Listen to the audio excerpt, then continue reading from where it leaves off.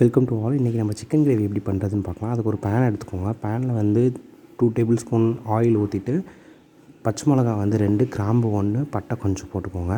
அதுக்கப்புறம் சிக்கன் வந்து 2 hours before ஊற வச்சுட்டேன். இதில் வந்து சால்ட்டு, டர்மரிக் பவுட்ரு, அப்புறம் கசூரி மேத்தி ஆட் பண்ணி ஊற வச்சுருக்குது.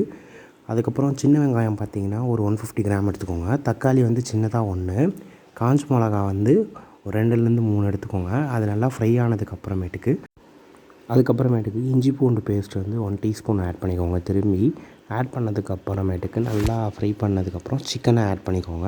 சிக்கனை ஆட் பண்ணிட்டு சில்லி பவுடர் வந்து 1 டேபிள் ஸ்பூனு, பெப்பர் வந்து 1 டீஸ்பூனு, சோம்பு வந்து 1 டீஸ்பூனு, கொரியாண்டர் பவுடர் வந்து பார்த்திங்கன்னா 2 டீஸ்பூன் போட்டுட்டு ஒரு 15 மினிட்ஸ் நல்லா சிம்லே வேக வச்சுருங்க.